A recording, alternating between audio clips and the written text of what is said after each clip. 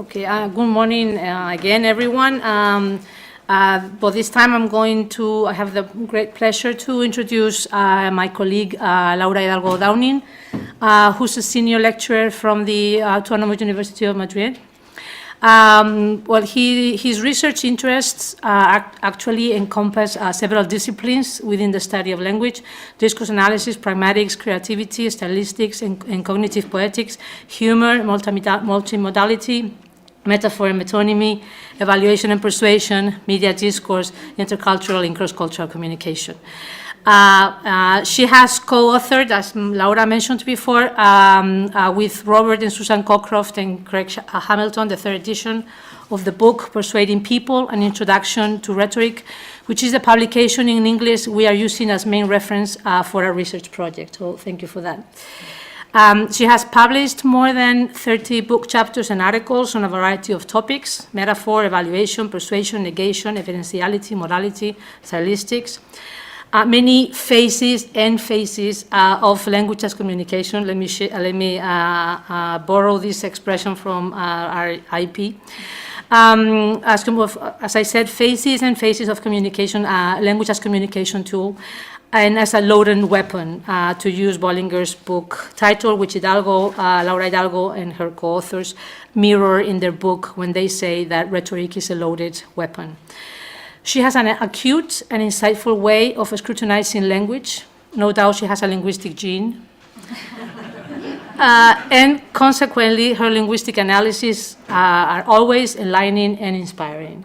Thank you very much, Laura, for accepting our invitation to be here today. And I'm pretty sure that you're going to give a great talk. Okay, I'll let her now talk. I'm going to move to the audience. Okay.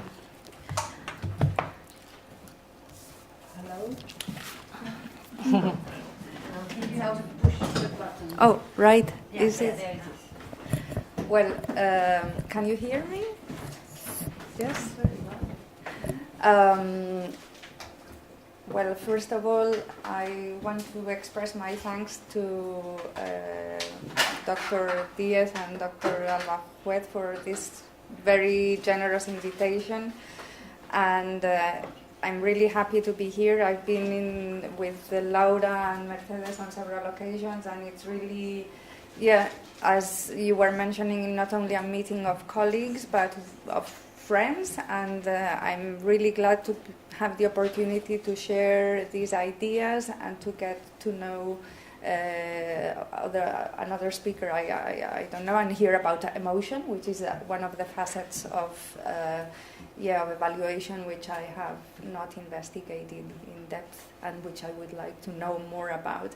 So I'm very, very grateful for having this opportunity, and I think it's a great honor. Thank you very much. And what Mercedes was saying, it's always such a pleasure to be here, to have the opportunity to talk and then have a wonderful meal and share time together. So it's really an excellent organization. So thank you very much. Well, the title of my talk is Persuasion in Discourse. No, we can't hear you. Oh, you can't? Okay. It's because you're standing up and you're okay. I feel always strange sitting, but I'll try to talk.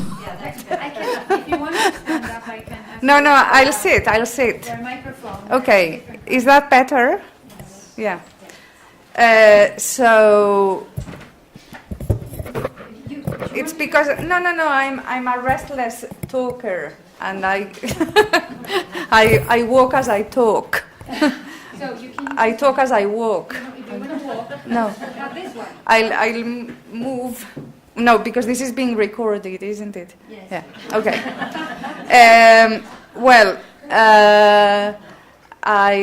I'm very grateful too for having had the mention of the one of the latest publications. I had also the honor to share with Susan and Robert Cockcroft and Craig Hamilton, and which obviously has been very useful for me, and as I was commenting before, very enlightening and a wonderful experience working together. I mean, 4 people working together on a previous edition. Obviously, most of the work belongs to Susan and Robert, but we have been helping to update part of the information regarding stylistics, discourse analysis, rhetoric. I am more in the discourse analysis line, as you know. So what I thought for quite a while how to orient the talk, and I thought I would talk about persuasion, first establishing a distinction between the idea of persuasion and rhetoric, because as we know, there's a sort of renewed interest in rhetoric as a strategy for persuasion, but different authors are using different approaches to try to account for the way in which this functions in, or this works in discourse.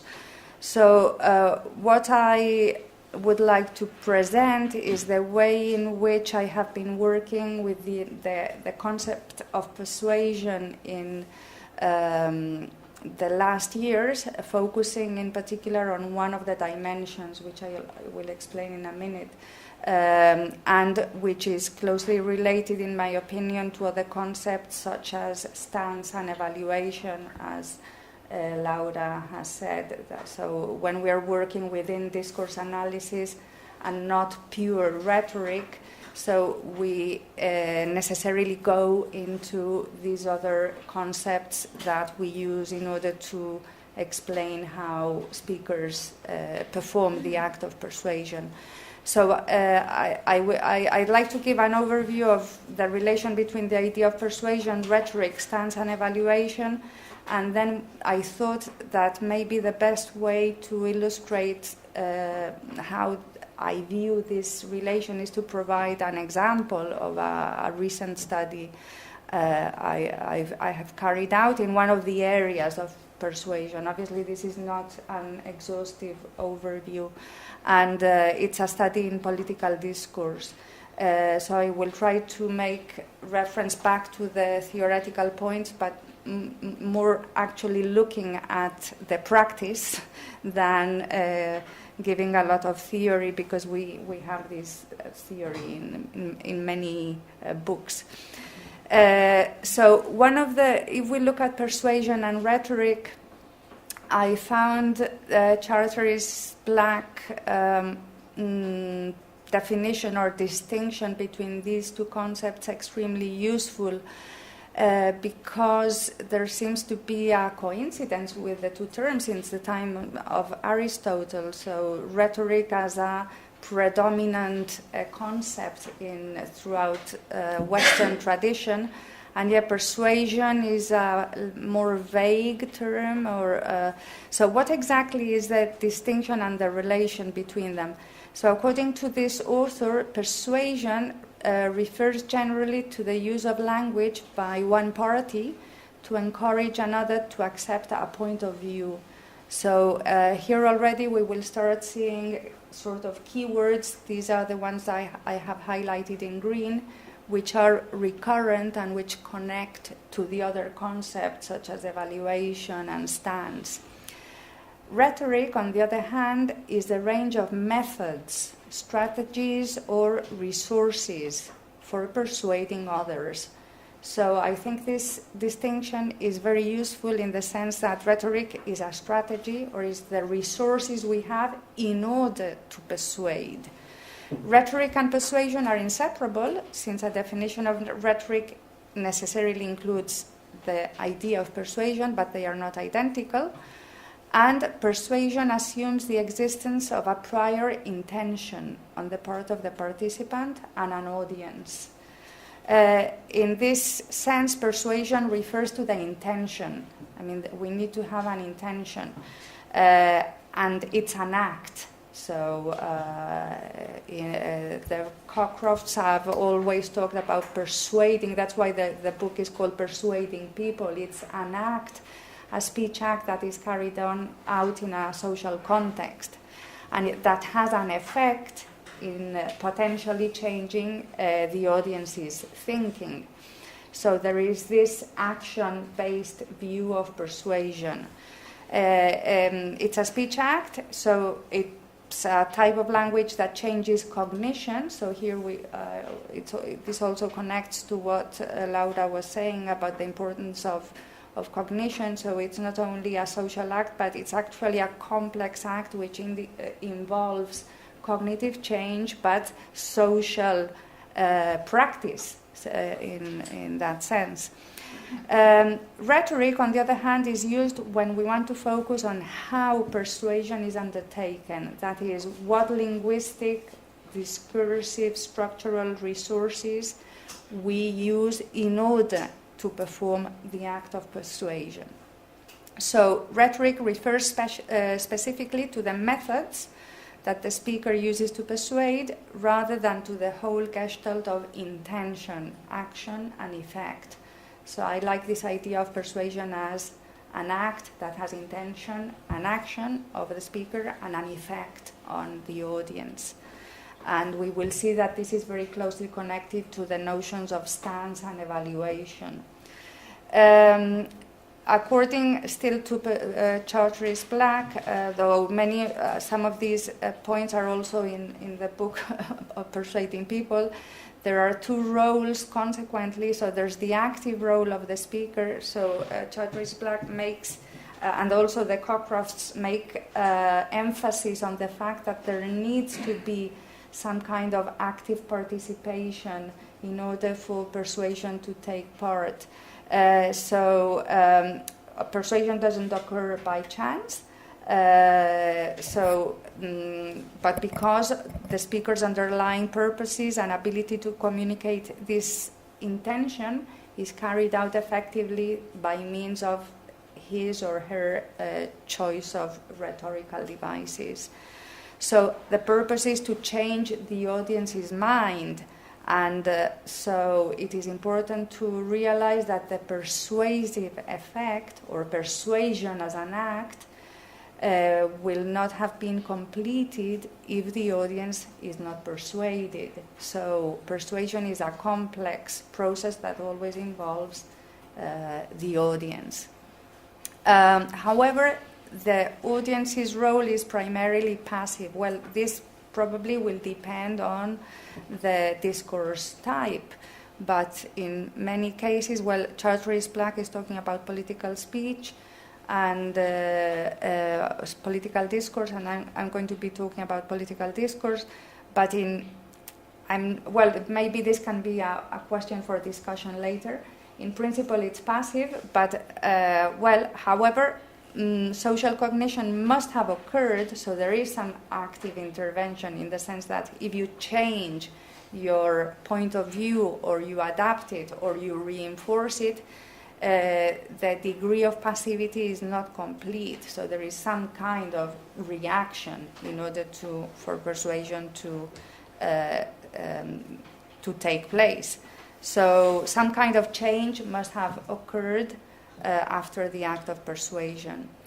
There are three ways in which the persuader may seek to influence the receiver by means of the persuasive message, by response shaping, that is, shaping something usually based on something that already exists, but providing it a more clearly or defined form, reinforcing.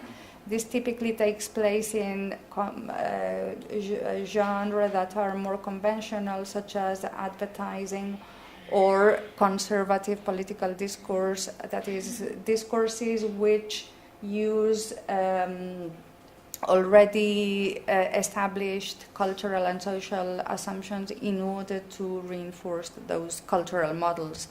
Or response changing, if there is a wish to direct the audience in a different direction. In all cases, the persuasive message needs to comply with the audience's wants and needs. That is, the persuader, again, as the Cockcrofts say, always bear in mind what is the audience's expectation. So persuasion always takes place thinking of the other. since arousing their desires, imagination involves their existing beliefs, attitudes, and values, and emotions, of course, rather than introducing completely new ones. And here we have the well-known assertion that it's usually by using information we are already familiar with, which we modify in a slightly new direction, that persuasion typically has a greater effect, and not by introducing completely new information, because it might not reach the desired effect because of excessive newness. Well, in rhetoric, in traditional rhetoric, there are, as you know, these three dimensions, ethos, logos, and pathos.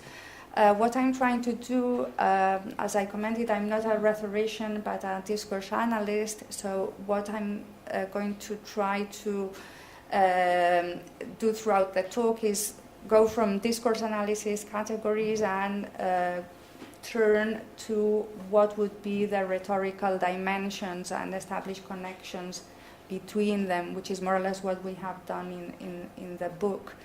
Although there we've done it the other way around. We've gone from rhetoric to persuasion. So here I'm doing it the other way.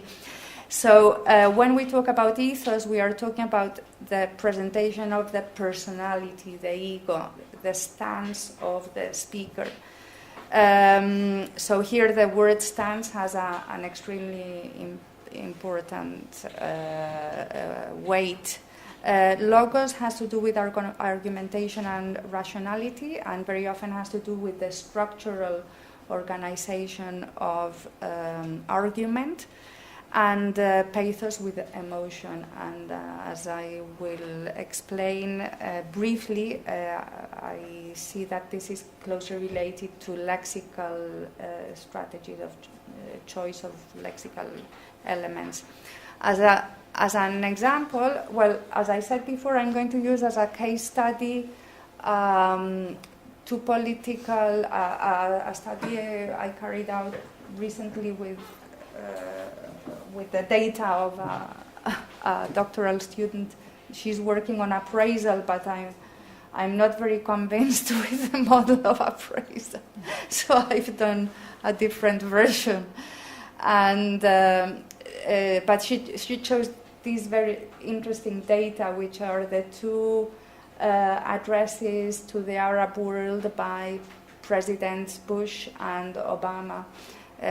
So we have two different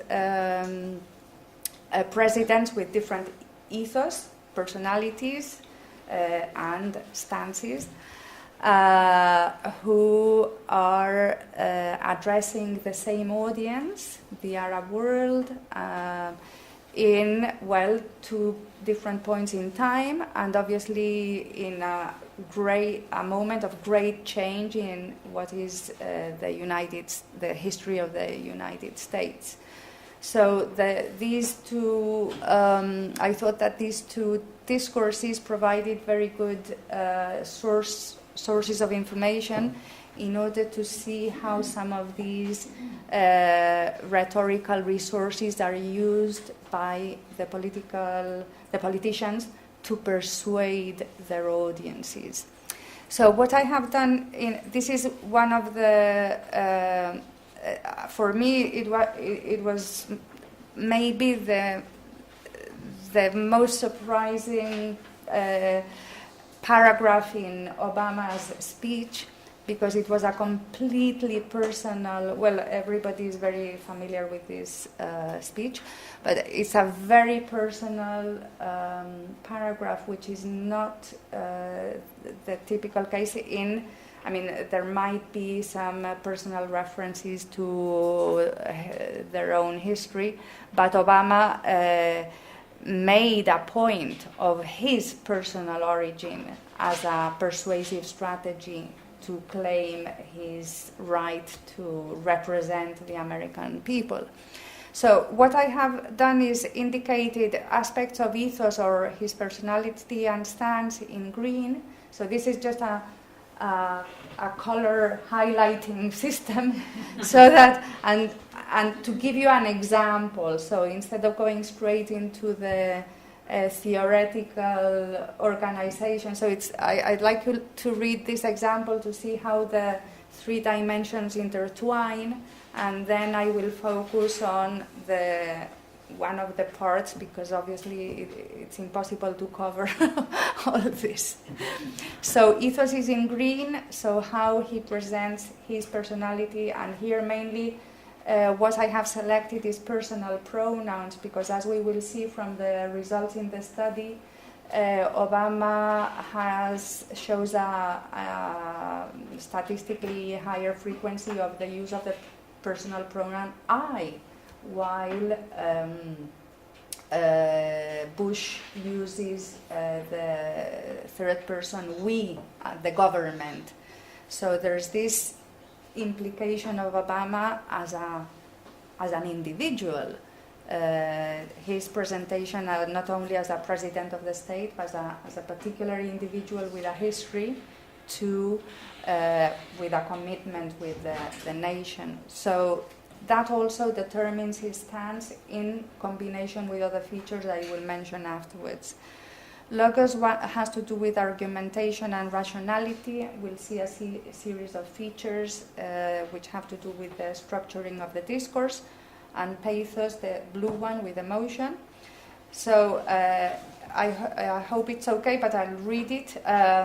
Part of this conviction, the conviction to represent the American people, is rooted in my own experience. I am a Christian, so if you see, you will notice that there's this recurrence of his use of the first person pronoun in his personal experience, referring also to his religion, his background. My father came from a Kenyan family that includes generations of Muslims.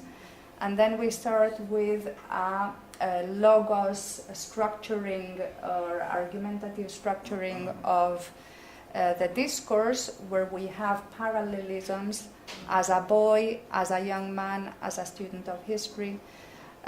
So what we see is that it's interesting that the three dimensions of rhetorical strategies combine to form a complex way of persuasion, and usually most scholars focus on one of the dimensions because it's extremely complicated to look at the three of them together. So this is just to illustrate. So as a boy, I spent several years in Indonesia and heard the call of the azan and the great break of dawn and the fall of dusk. As a young man, I worked in Chicago, so we have the structural parallelism, the logos structure, and the stance, I, the personal, the individual. I experienced it myself, not as a president of the United States, but as a student of history. I have also known civilization's death to Islam. It was Islam that claimed the light of learning. Here we have pathos already, which is very obvious in the use of in certain lexical choices which are loaded, and in metaphor. Most of my studies on persuasion with regard to emotion have to do with metaphor, so which I'm not going to talk about today, but that's my other line of research, which has to do with metaphor in advertising as a persuasive strategy and multimodal metaphor.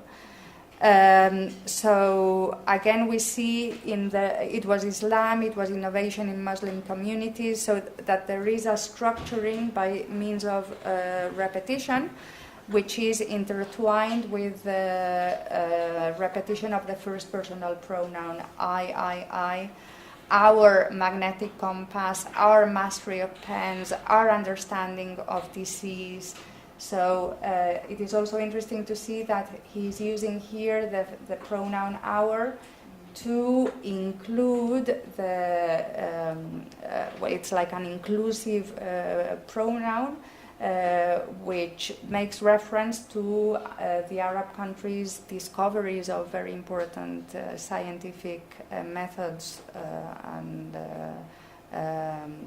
inventions. Yeah, and then curiously we see an accumulation of emotional and evaluative lexis at the end of the paragraph. No?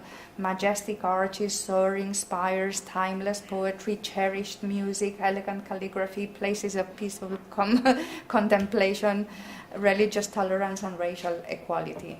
So we end with like an overflow of emotion. So it's interesting to see how there's a progression from the presentation of the person, the individual, the rational development, and then finally this beautiful praise of the Arab culture.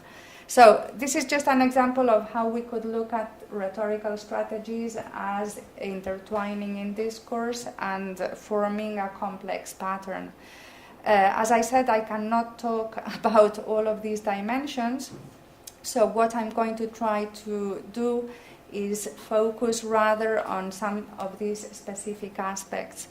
I have been working mostly on stance and, as I said before, either in the grammatical line or in the lexical metaphorical line. So today we'll focus on the grammatical expression of stance. There are numerous, as Laura very well knows, numerous definitions of stance and evaluation. So here I'm just going to mention a few, the lexical and grammatical expression of attitudes, feelings, judgments, and commitments concerning the propositional content of a message. What I find particularly interesting is Dubois' stance triangle. We use language to establish relation with texts, the topic at hand, and with other speakers. So this in politics is very important because you have what you want to say, the topic. So here in this case it would be the address, how do I deal with the topic of the conflict with the Middle East and so on, and who is my audience, like the Arab countries and the other, and Israel and so on.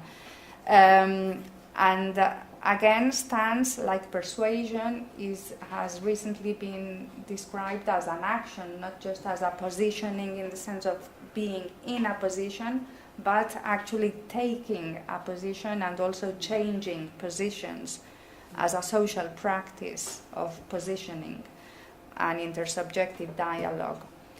And evaluation, which is my colleague's area of expertise, well, as Laura Alba and Thompson say, evaluation is closely linked with the expression of human values and emotions. So we see here that it overlaps with stance. And again, Thompson, who had previously worked with Hunston, covers all these words that are connected also with stance. For us, evaluation is the broad cover term for the expression of writer's attitude or stance towards, viewpoint on, feelings about entities or propositions that he's talking about. The attitude may refer to certainty, obligation, or desirability, or any number of sets of values, and modality may be seen as subcategory of evaluation. Okay, this slide in itself can be the object of discussion, as in Laura Alba and Thompson's book. But, well, this is just to set out the idea that persuasion is very complex because it relies precisely on these questions. I mean, how we evaluate, how we take a position, and how we express our emotions.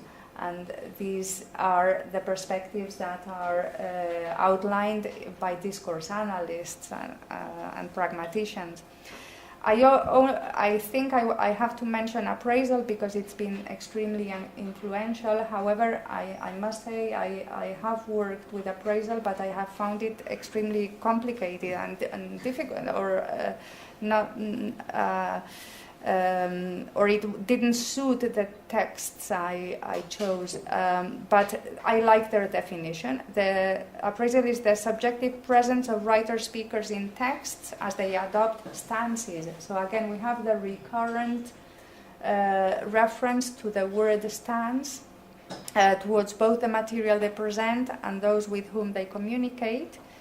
It is concerned with how writers and speakers approve and disapprove, enthuse and abhor, applaud and criticize, and how they position their readers and listeners to do likewise. So again, we have the question of positioning and values, approving, disapproving, etc. So, as I said, I thought I had to make a choice between grammatical or lexical means of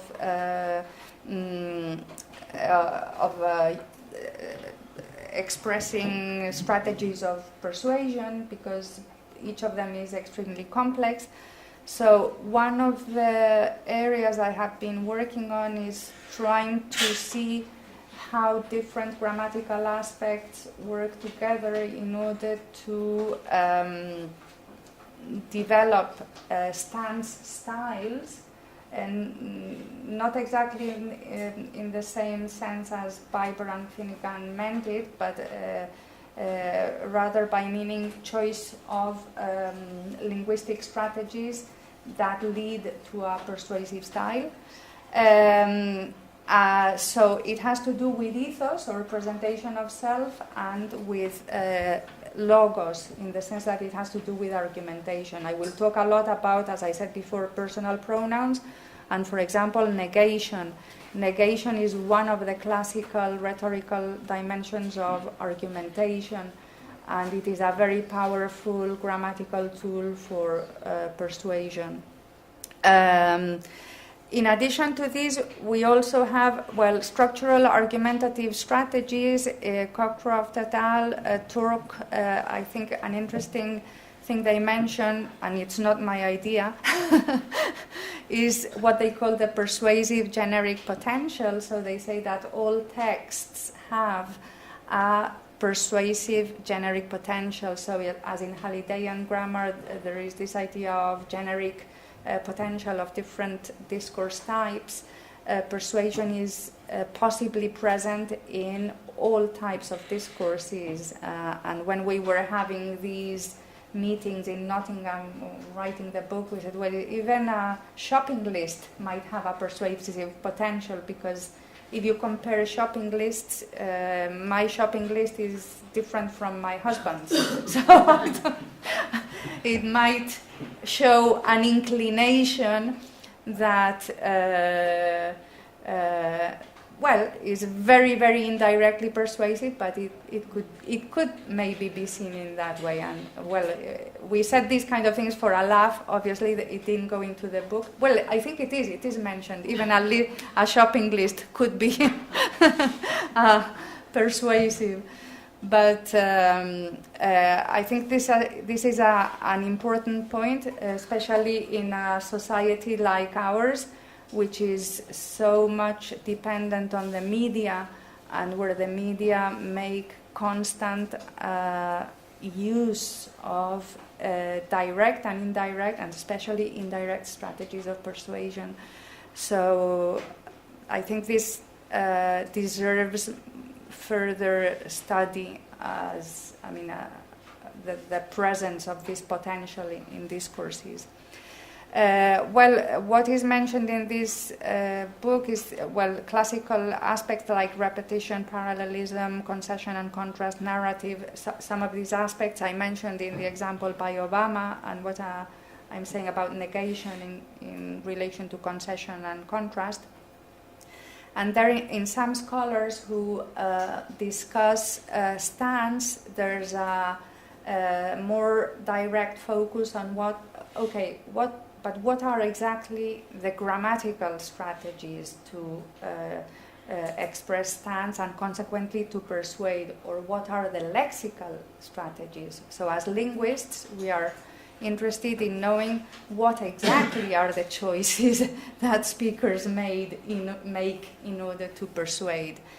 So this is basically the question I am asking myself in the studies I am performing. No? So there's the functional dimension of how do they carry out the act of persuasion, but by looking at the choices, grammatical, lexical, and so on. Obviously, there are other studies. There's a very interesting line of research now in reception studies, that is how people interpret the persuasive intention, for example, in advertising, and whether the choice of certain metaphors has had the impact that, or the effect that the creators of the advertisements wanted, because it doesn't necessarily occur.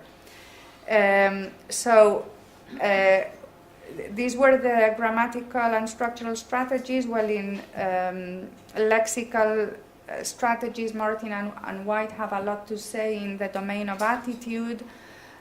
We can also talk from other points of view about lexical choice, and as I say here, I have worked a lot on metaphor, and Laura Alban has worked a lot on irony. Also, humor is a persuasive strategy. So there's really an enormous variety of choices.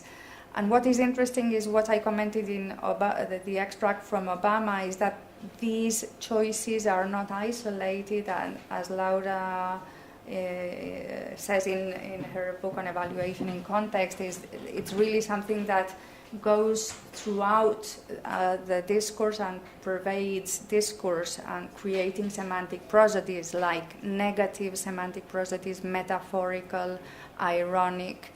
So we perceive that there is an underlying attitude of some kind, which we can prove to be there because of the choices that are made. This is before going into the study of push and I don't know how I'm doing with time, because I don't have have time. We only have to. No. So how? Thank you. We have 20 more minutes. Oh. I mean, because we're going to leave some time for questions.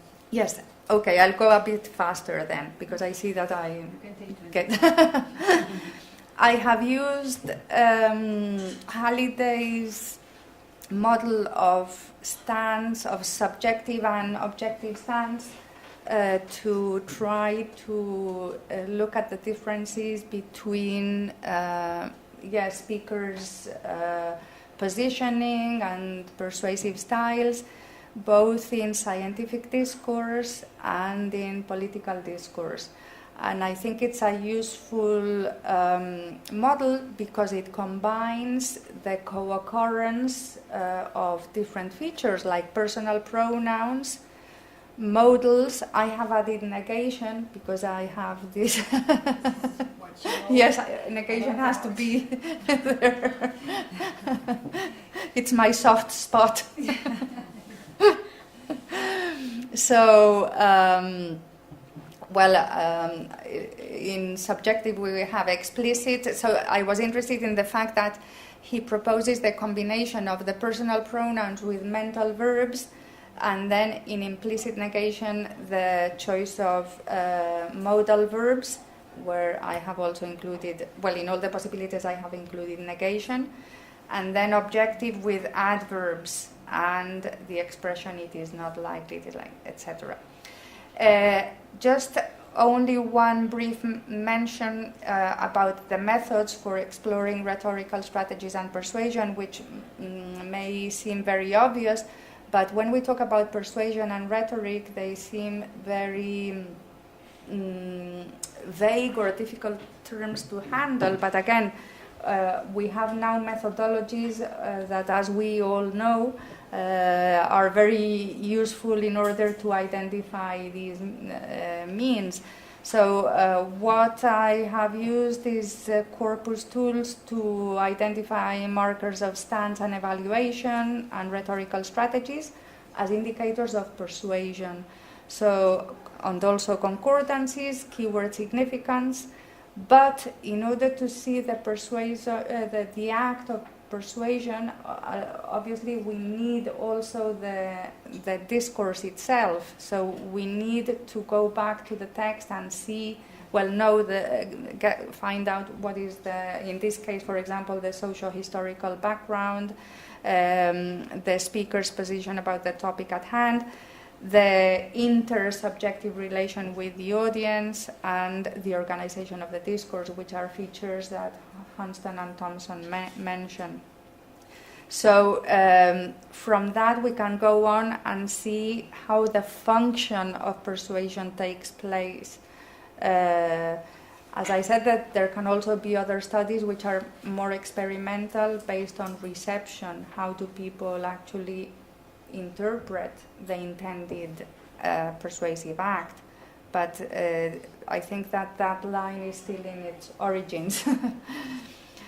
So this case study is the two speeches that made by President Bush and Obama to the Arab world. The first one by Bush was in 2008, and the frame or the socio-historical background is that it's his second term as a president of the United States, and historically it is within the frame of what the president called the war on terror after the September the 11 attacks, and this consciousness of the danger of terrorism. And then Obama's Cairo, A New Beginning 2009 speech can be understood as a recontextualization of the relation between the US and the Middle East, what Fairclough calls reimagining a positioning. So this speech is interesting because it invites his audience to not only his audience as the Middle East, but also Americans, to reposition themselves in a new place, different from the one which was previously assumed in the US. So in order to study this, I identified the types of stances in Halliday's model and calculated the frequency of markers, personal pronouns, modality, mental verbs, and negation, and then analyzed the co-occurrence of the features. So this is an illustration of the way I work towards persuasion with grammar, with grammatical devices. How do I want to persuade my audience, those of you who are here? So, I'd like to argue that the higher frequency of stance markers in Obama's speech points at a persuasive strategy which makes use of intertextual recontextualization or reimagining of previous discourses and social practices and held assumptions about the relations between the US and the Middle East. If you remember, we were saying that Charteris Black was mentioning that persuasion cannot take place providing new information on its own, but by working on previously held assumptions. So I think that one of the interesting things of this speech is precisely how those held assumptions are reorientated and reshaped in order to go to a new place. And as part of the previous context, we have Bush's previous speech, which follows a line of a traditional positioning of the US in these political affairs as a main referent, but obviously it's not necessarily, because it's a shared position or assumed by the President of the States. So if we look at the distribution of pronouns, so in the two speeches, so what I did is look first at the features and then look at them together and see what we can deduce of the strategies. Please let me know if there's very little time left so that I can jump to the conclusions. You still have 20 minutes. Okay. So, as I mentioned before in the example, so already when you look at one of the paragraphs in Obama's speech, what stands out is that the high frequency of the pronoun you. Politicians use the pronoun, I. Politicians use the pronoun I typically in the beginning and the end of the speeches as a way of opening and closing, as a framing of the speeches. But it is unusual to find the first person pronoun I in other parts of speeches, because the politicians in the rest of the speech position themselves as representatives of the government or the nation.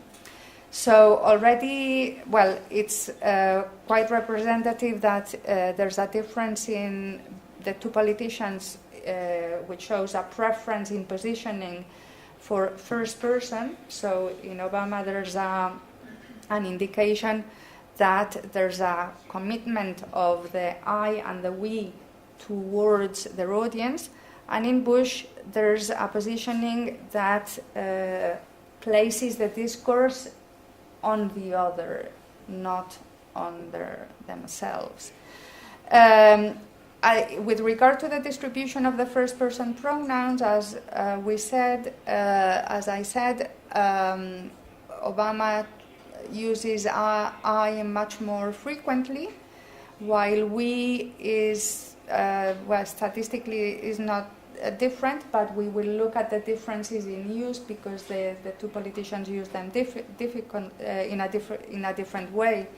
So, in fact, if we look at we in Bush, what we see is that Bush, mostly if we look at all the examples, the concordances, he uses it as to refer to the American government, or the American nation. We believe that trade and investment, we believe that stability can only come through a free world.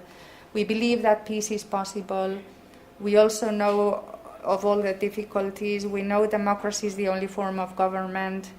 We know from experience that democracy is the only system of government. So also they sound like reinforcing positions that are known and accepted, like again reinforcing things that are taken for granted. And he reinforces them as being representative of the government.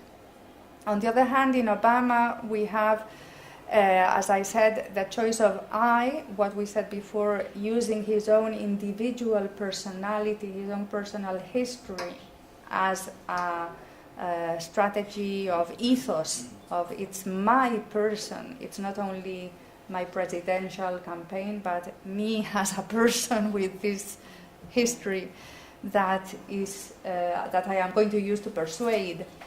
And he also seems to show more personal involvement by using I more often. I know there has been much controversy about the promotion of democracy. So if we look at these concordances, although there are recurrent words like democracy, peace, etc., Islam, the way they are addressed are different if we consider the markers of stance, the personal pronouns, the verbs of cognition. So he said, I know there's been a lot of controversy about so he introduces the word controversy, something which was not in the other case. In the case of Bush, that doesn't seem to be a controversy. Here at least we seem to accept there is some kind of controversy. We can only achieve it together. I know there are many who question whether we can forge this new beginning. So there is this consciousness or this commitment of his personality, of his ethos towards the awareness of the difficult situation of the conflict. And I consider it part of my responsibility as president. So he directly commits himself. What is also interesting is that he makes use of inclusive we, which is not something that Bush does. This seems I mean, I think it's not statistically significant, but even if there are only a few we's that are inclusive in Obama, they are obviously deliberately chosen to make an impact on the audience because they are absent in Bush's speech. Examples of this inclusive we, in which both the Americans and the Middle East, the countries in the Middle East are involved. So it's not only Americans or the American government, but it's something that they have to work on together. These needs will be met only if we act boldly in the years ahead. Some suggest it isn't worth the effort, but we are fated to disagree. We know that is God's vision. From the context, I can tell you that they were... so whatever we think of the past, we must not be prisoners of it. In this one, it is completely evident. So he is inviting his audience to break away from entrenched positions of the past and move on to a new position. Bush chooses you. By contrast, I haven't selected concordances of this because of lack of time, so I'm going to go now to, but more or less he, let's say that he avoids responsibility by placing it on the other to take, the moves to solve these possible situations. If we look at stance and we distinguish between epistemic and deontic, the total use of markers is higher in Obama, but what is curious is that deontic markers are much higher in Obama. I read it somewhere in an article which said that politicians are standardly briefed, asked not to use the modal must. So it's something like, it's a basic instruction in political speeches, don't use must, or if you use it, only use it once. Well, why does Obama use deontic modality? Why does he go against? Obviously, they use, if we look at political discourse, we find that the most frequently used modal is will, expressing the volition and willingness and promises to engage in cooperation. If we look at Bush, the United States would always stand with Israel in the face of terrorism. So here we can also start to look at the choice of lexical items. The United States will be your partner. We will encourage reconciliation. You will have no better friend than the United States. So it seems that there's this paternalistic figure of the United States as the friend, the father that is always there to support. We will not abandon you to terrorists or extremists. So there's this positioning, this promise and this willingness. In Obama, we have choices like this. America will align our policies with those who pursue peace. We will expand partnerships. I will host a summit on entrepreneurship. That is why we will honor our agreement with Iraq's government. So in Obama, it seems it's more specific. So he shows a reference to specific events he has committed himself to organizing, and also with specific cooperations. We will align, expand partnerships. So there's the combination of the lexical choices with the modal show a slightly different orientation.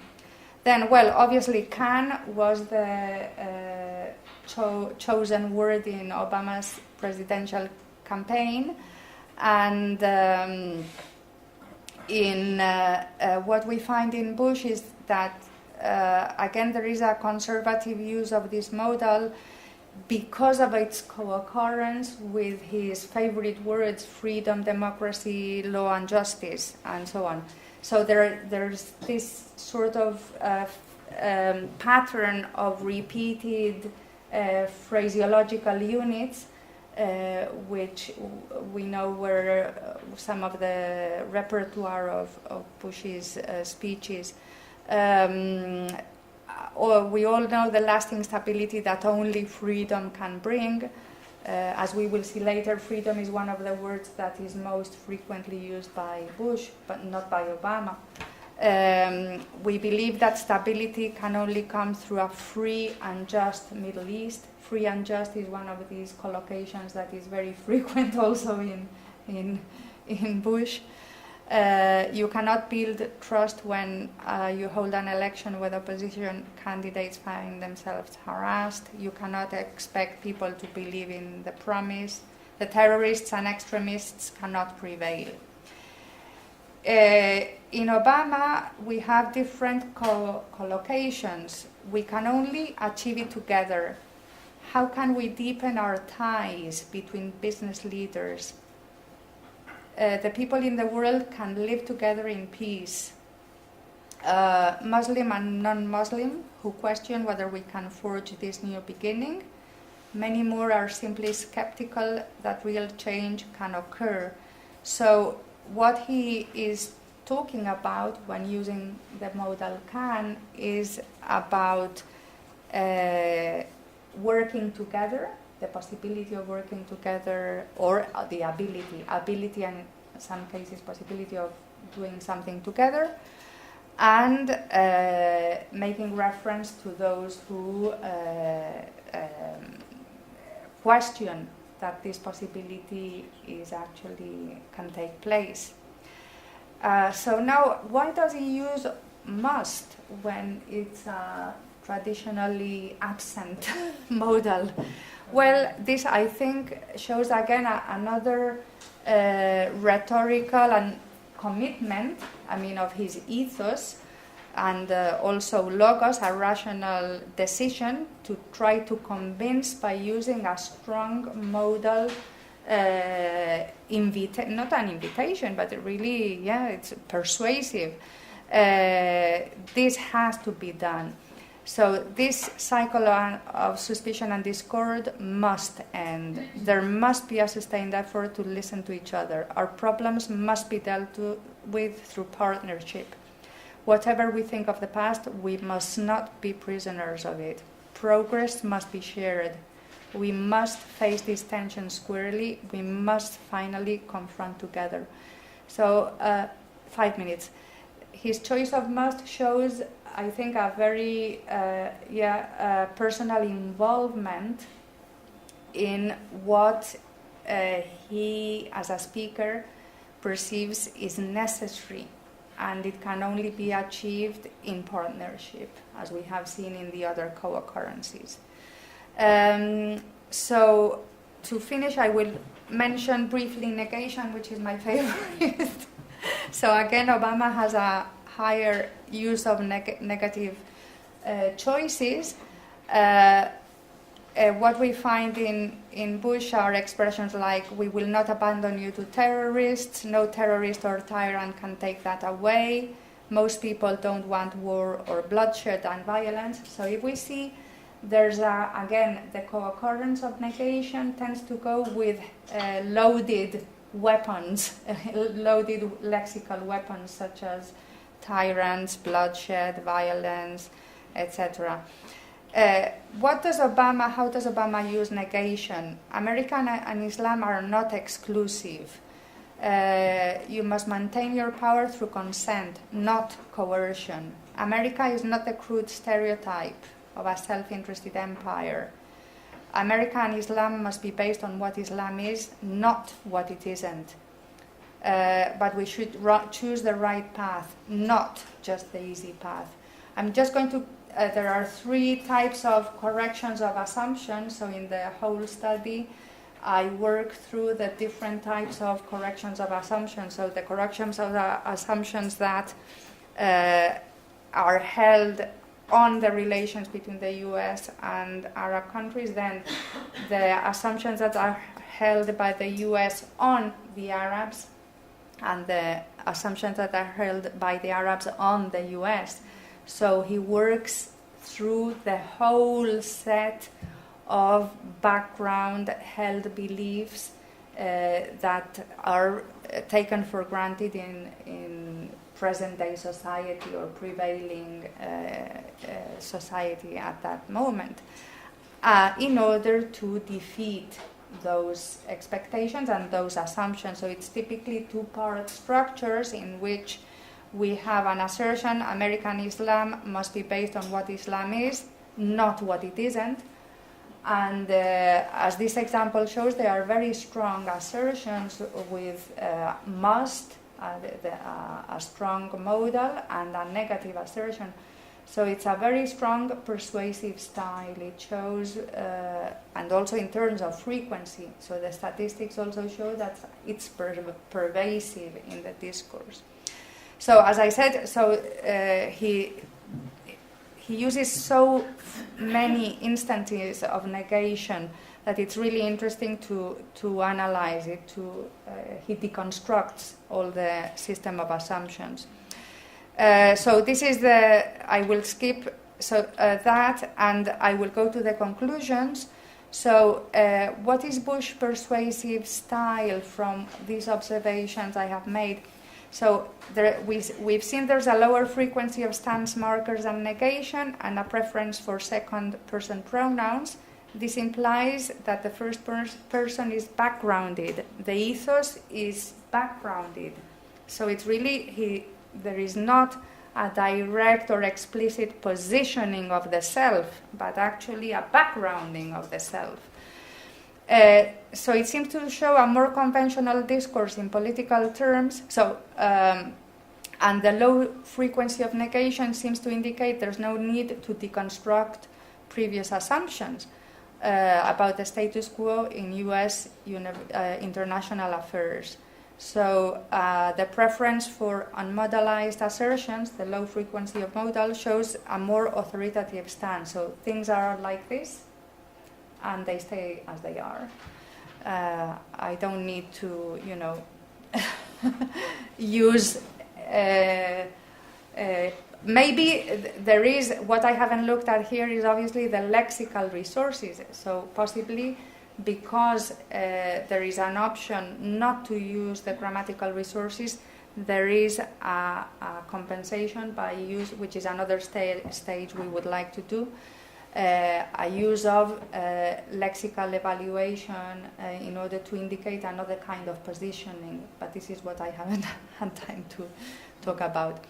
So the authoritative stance is reinforced by the use of impersonal you. So this is also something that appears in the choice of you, and so there's an avoidance of responsibility.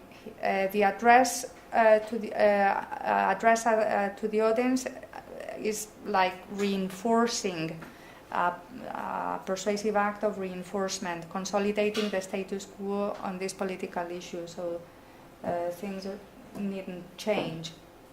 In Obama, there is there was actually, I don't have time to talk, but you know about the socio-historical situation, the great expectations it had, and it seems that linguistically the style does correspond with what actually, at least the discourse. I don't know whether the following reality has kept up to the expectations, but what the words which were said do in some way show that willingness. So there's a high frequency of all the markers we talked about. The high frequency of the first person pronoun foregrounds the personality and stance, the commitment of the ethos in terms of rhetoric. The high frequency of negation shows that it is staged as a deconstruction of previously held assumptions. So it's consistently correcting those assumptions that are held either by the Arabs or the countries in the Middle East or the US. And the address is an attempt to recontextualize or reimagine the position of the US policy towards the Middle East. Whether it had the effect he wanted or not is now a very difficult point. we know that the situation has changed dramatically since then. But, well, it evokes commonly held assumptions about the relation between the US and the Middle East in order to correct them and propose a new beginning based on cooperation and partnership. Yes.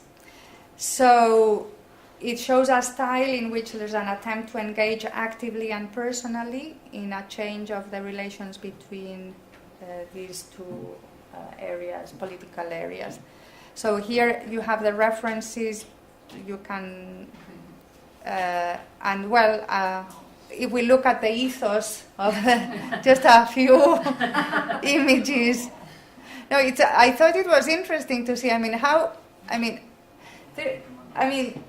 just made but it's so prototypical, stereotypical. I don't know, red, blue, the smile,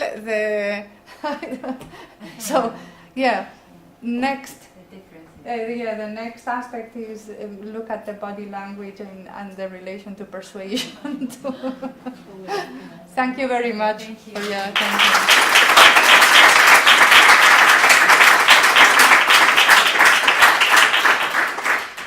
Okay, thank you very much for this very interesting talk. I'm trying to make this.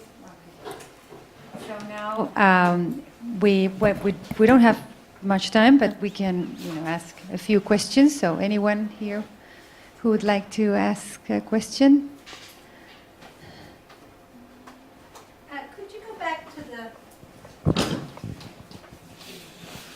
Sorry. Could you go back to the slide where you introduced Halliday's terms, subjective and objective? Yes. I tried to work with that once and found it amazingly unclear. So I was really interested in looking at how he, maybe it's the terms themselves. What is objective about expressing probability and certainty? I find it just as subjective as using may. Yeah. Yeah, I think you're right. I think that talking about stance and types of subjectivity, as he himself says, is a bit contradictory with establishing an objective category.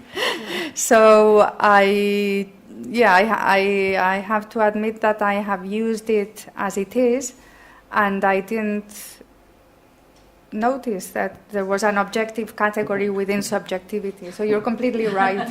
I don't know. I tried to work with it because when I first found it, I thought it was very good. But then with some of the examples that he was giving, I thought, wait, how can I support this?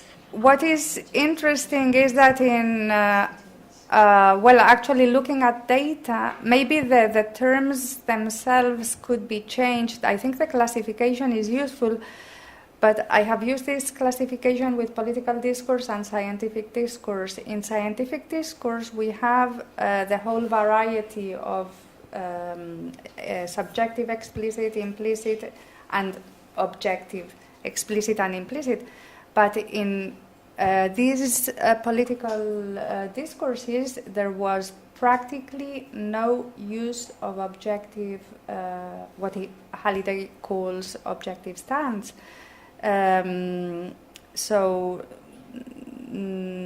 Obviously, probably, I don't know, maybe you have suggestions about this? No, so I don't. I stopped. stopped using it because in talks I couldn't use defend my adverbs. position.